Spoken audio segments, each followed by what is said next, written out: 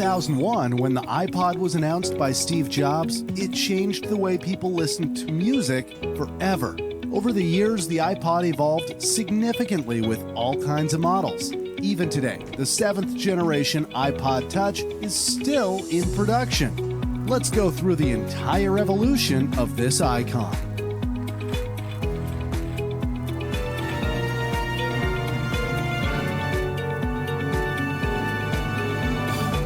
This is the evolution of the iPod. Before the iPod, the only device that came close was the Sony Walkman.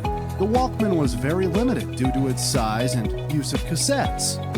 On October 23, 2001, the first iPod was released, the iPod Classic. The design of the iPod Classic was entirely different from what the world had ever seen before.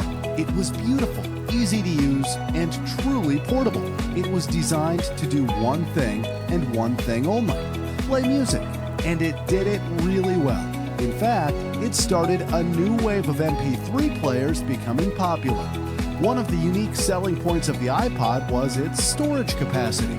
It was marketed with the slogan, 1,000 songs in your pocket. This amazing little device holds 1,000 songs. And it goes right in my pocket. This was truly revolutionary back then, and many people didn't mind spending $399 to buy an iPod with 5 gigabytes memory, or an extra $100 for the 10 gigabyte version that was later introduced. In 2002, the second generation iPod had an option of 20 gigabytes of storage, and it had a starting price of $299. The third generation came in 2003, and it had a new design with backlit buttons. It also came with a 30 gigabyte storage option, but the battery life was decreased by 2 hours. The fourth generation came with 2 storage options, and it had its battery significantly improved from 8 to 12 hours. In 2004, the first iPod was released with a color display known as the iPod Photo. This meant that people could play slideshows of their photos while listening to music. The battery life was also improved. However, the iPod Photo wasn't cheap, as it became available with 40 gigabytes for $499 and $599 for a 60 gigabyte model. 1 year later, in 2005, the 5th generation iPod was released. It had a slightly larger screen, which was great since it was, for the first time ever, able to watch videos. Compared to its predecessor, the battery life was decreased by 1 hour, but it did have a lower starting price of $299. The latest version of the iPod Classic was released in 2007.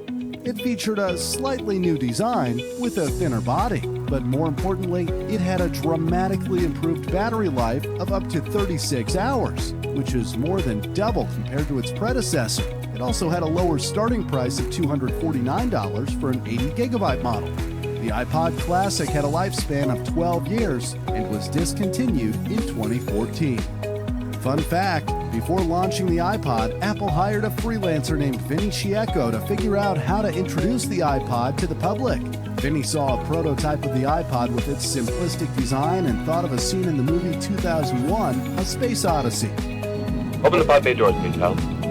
Vinny suggested the name Pod, and it was accepted by others. Just like other Apple products, I was added, which stands for Internet, as well as individual, inform, instruct, and inspire. In February 2004, the iPod Mini was released. While it was in production, it was one of the most popular electronic products on the market. See the thickness right here. They're really unbelievable. It was so popular that consumers often were unable to find a retailer with this product in stock. The iPod Mini came with a new design and a touch-sensitive scroll wheel. It was also the first iPod to be available in different colors. The Mini only had 4 gigabytes of storage, 8 hours of battery life, and a starting price of $250. The iPod Mini only lasted for 2 generations, and these were almost identical. The main difference was that the second generation had brighter colors and a much longer battery life. There was also an option for 6 gigabytes of storage, and the second generation iPod Mini was $50 cheaper than the first. The iPod Mini stayed only 1 year and 6 months in production before being replaced by the next model. Next came the iPod Nano in September 2005. The iPod Nano was more compact than its predecessor.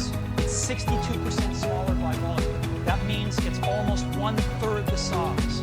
But it only came in either black or white. The first generation had 3 storage options. The 1 gigabyte model could store around 240 songs, the 2 gigabyte model 500 songs, and the 4 gigabyte model could store up to 1,000 songs. The iPod Nano also came with a 14-hour battery life, and with $150, it had the lowest starting price of all the iPod models so far.